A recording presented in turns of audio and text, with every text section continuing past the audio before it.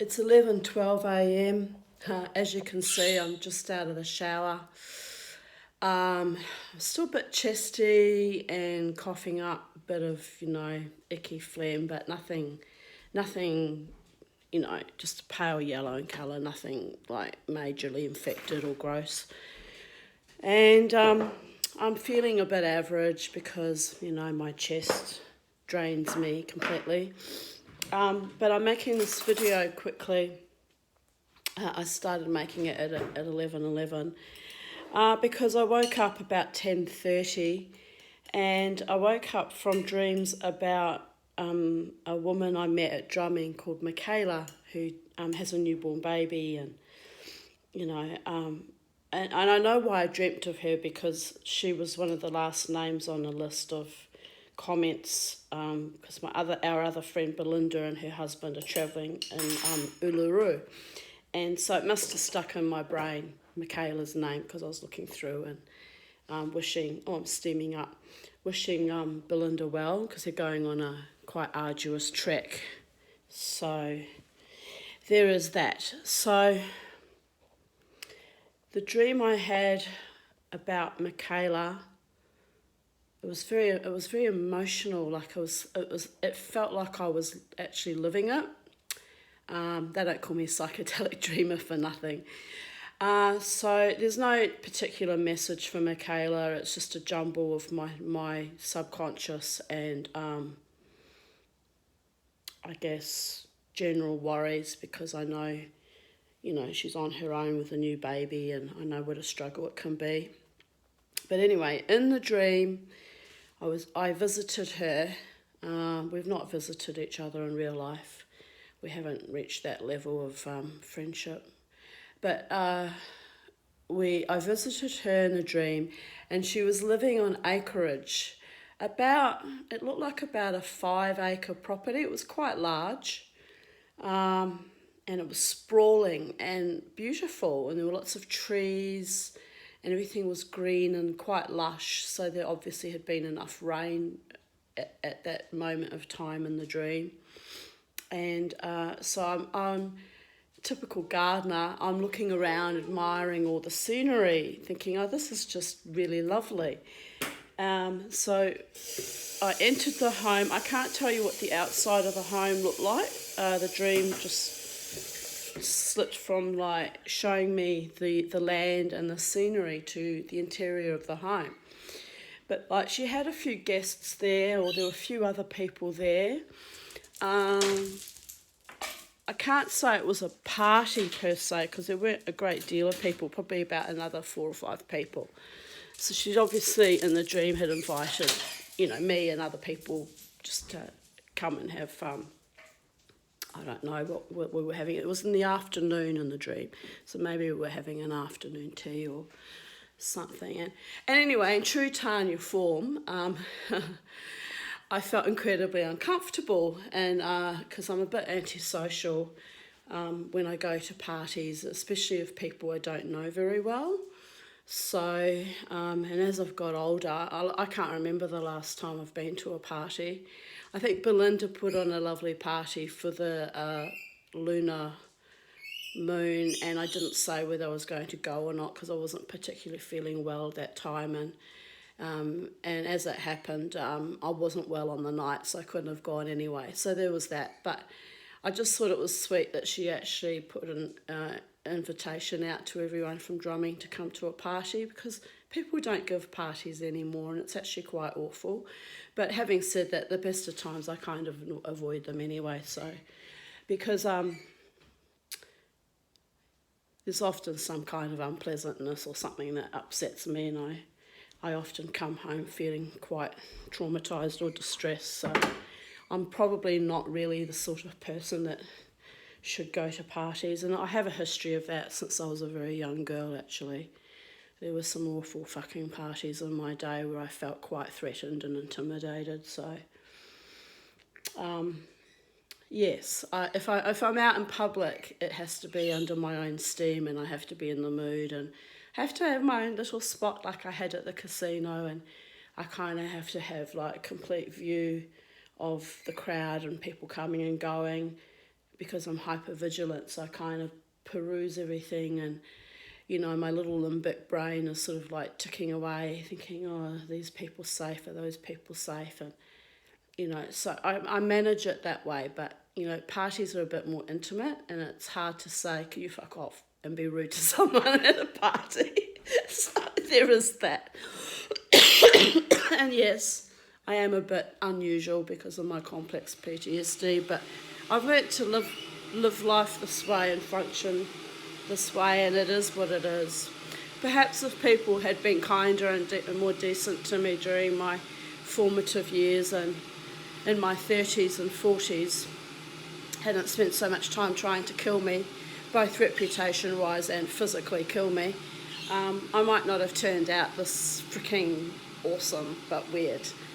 Anyway, I digress. So we're looking at the dream, and in the dream, I'm walking around Michaela's house, and it's a very large, modern, contemporary-looking house.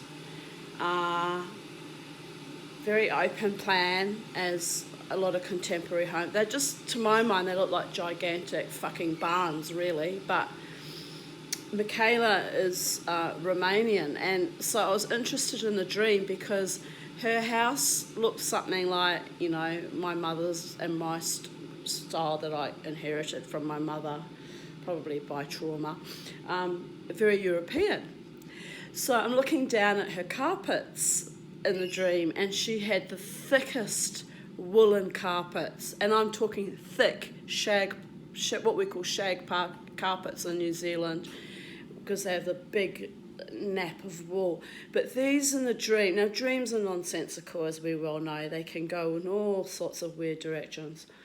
So the wool of the carpet was so thick and so long, it looked like there's a kind of fur that baby sheep have. I can't remember the name of it. My mother had a coat in it at one time, which I actually thought was quite gross. It's made from lamb skin, and there's that kind of, it has a kind of a wave to it of the new baby skin, and the way the wool kind of has this particular texture and tufts to it. But this didn't look like that. It looked more like goat hair, like it was really, really thick and tufted, and when you walked in it, your feet sank into it. And I'm looking down thinking, well, fuck, this would have cost a fortune.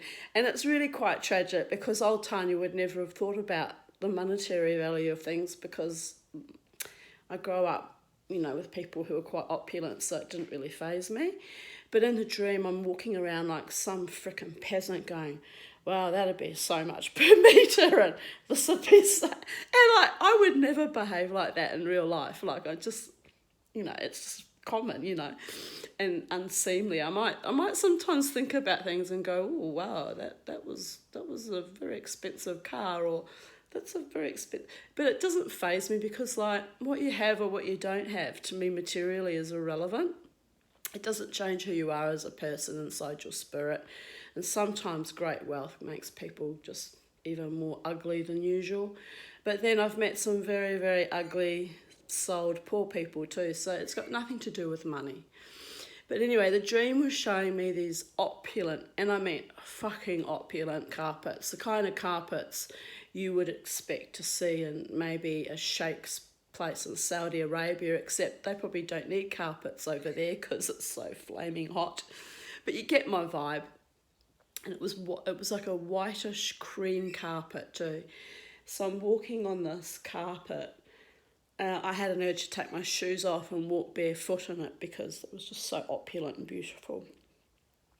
So I'm walking around, and I come across these other guests, and I said, oh, hello, how are you? You're having a good time? They went, oh, yes. And they were sipping wine, and they're kind of looking at me like, what is this woman doing, And I'm wandering through the house, and didn't really show me many other details of the house apart from the carpeting. Now, carpet and flooring represents your foundations. The floor and the ground you're standing on. So it was nice to see that Michaela was standing on very woolly thick, opulent, European, strong foundations. So, excuse me, the dream then segued. My dreams often segue. And I stepped out of the house and I'm out into this very light-filled front courtyard afternoon. It looked about 2-3 in the afternoon, and it would have been like not winter because it was quite a bright light with a lot of warmth to it. I might be wrong, it might have been a winter's afternoon on a nice day here in Brisbane. But anyway, so I walked along, and I'm walking a long way, and I come to another kind of a house, and it's on the same land. And so I turned to someone must have been walking with me, and I said, oh, you got a granny flat? And they went, yeah, kinda. And I went, what do you mean kinda? And they went, oh, it's pretty big there in that house, but it is a spare accommodation. And I'm thinking, oh, how fabulous to be so wealthy that you have 2 houses on your land, So, but outside this house, again, it was quite contemporary and modern, painted white and very nice. It had like a door thrown open that, looking in, you could see was a laundry area, but it was a large laundry. It was massive. It had 3 massive big, one was a massive big washing machine. The other, I don't know what it was, must have been some kind of dryer or something, or maybe they did have several washing machines, but they were massive big machines, like as high as the bench, and like just really, anyway, so I'm looking at them really intrigued, and there was a pile of washing all strewn out, like someone had started sorting it, and there were little baby socks and little baby clothes, and there was just so much washing strewn out. And I smiled to myself because I thought, it doesn't matter how rich or poor one is, the washing still needs to get done, and there's always an abundance of washing with a little baby, So I was sort of smiling to myself. Anyway, we went in through the laundry door, and I had a good old look at everything. I was like, oh, just these machines are worth a fortune. And I'm thinking, oh, that's nice. I was thinking, that's lovely that she's well looked after and well catered for and has everything she needs. So this other person, I don't know who the other person was, but anyway, they walked with me. We went into the house, the second house. And again, there were very good quality carpets, not as opulent as the first house, but very good New Zealand woolen carpets. So again, I was a bit impressed. And we sort of walked into the kitchen area, and it was an enormous kitchen. So for a granny flat, it was bigger than my house isn't here. So I'm looking around and I'm like admiring everything. I said, oh, this is all very lovely. And it was all decorated like very, very Eastern European, curtainings and embroideries, and it was just exquisite. It was beautiful. So I was admiring all of that. And then suddenly we come upon this man, and he was quite a grumpy man. He looked to me like he was in his 40s. And I'm trying to think who he looked like. He looked a bit like Julian Barron I worked for years ago in the Logan Art Gallery. He was sort of like solid and a bit stocky but tall, and had grey hair and big round face, and he looked, but he was in some kind of a bit of a mood, not a bad temper, but he was in some kind of a mood. So I said, oh, hello. I said, oh, do you live here? And he was like, yes and no. So I thought that was strange, and I said, oh, okay. I said, oh, well, we just come down from the main house, and we're just admiring everything and how beautiful it is. And he went, oh, yeah. And I said, I see you've got a lot of washing to do. He said, yes, there's always washing to do. And I was like, well, yes, that's what happens when you have a baby, it's a lot of work. And he was like, oh, yes. And then I thought, well, he's really not in a mood to chat, and I am in his space, so the dream kind of ended, and I left there and woke up. And then I thought, what an odd dream. Number one, dreaming about Michaela. Number two, dreaming of this man in her granny flat, which wasn't really a granny flat at all, but like another whole other house. Anyway, it was a very strange dream. So, I'm recording this because, like, I don't know, it's a bit of fun, isn't it? Debriefing one's dreams for everyone on Facebook. But, you know, somewhere tucked in there might be a message for someone, maybe me, you know, about my foundations and flaws. And my mother used to always scream at me about my love of being barefoot. And she was convinced that's why I'm always sick, because I was barefooted, which is horseshit. I'm sick because I have chest problems left over from almost dying of whooping cough and measles when I was 4.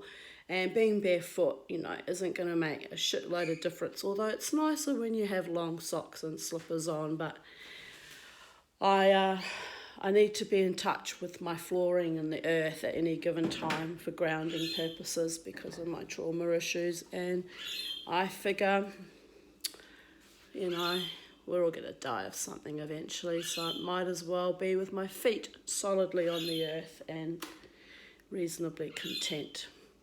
So, yesterday I had a very creative day. I got this mad urge because in the morning, my morning yesterday started at 11:30 a.m. because I wasn't well and I slept in. So I got this mad creative urge to,